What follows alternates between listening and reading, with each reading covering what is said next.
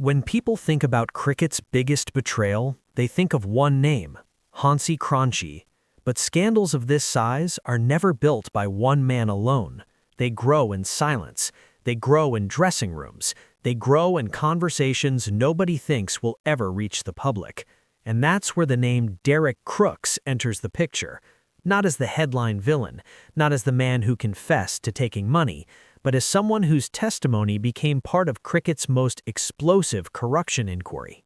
When South Africa launched the investigation that would become known as the King Commission, the goal wasn't just to punish one individual, it was to expose the full culture behind match fixing. And culture is the key word.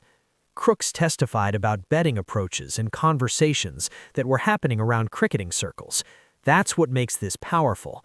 Because when betting discussions are no longer shocking, when they become normal background noise, that's when a sport is already in danger.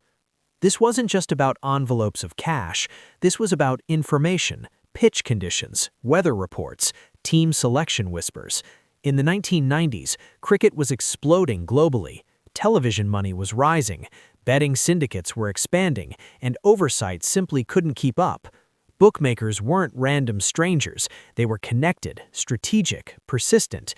They built relationships. They used intermediaries. They targeted players socially before they targeted them financially. And Crookes' testimony suggested that these approaches weren't isolated incidents. That's the real shock.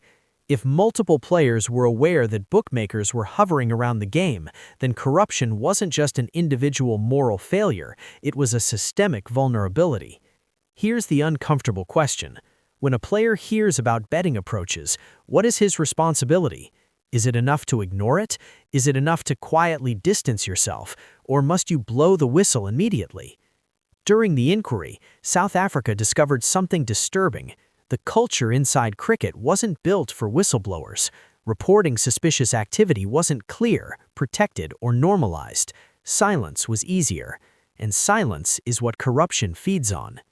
Derek Crookes didn't walk away with a lifetime ban attached to his name, but being part of official testimony means his name is permanently written into the record of cricket's most damaging scandal. His involvement reveals something deeper than headlines. It reveals how close betting networks had come to the inner circle of professional cricket. And once that line is crossed, once players and bookmakers exist in the same conversational space, trust begins to fracture. Part 1 ends with this realization. The scandal wasn't just about fixing matches, it was about how comfortable the environment had become with betting conversations in the first place. And in Part 2, we go deeper into what that culture exposed and how it permanently changed the game.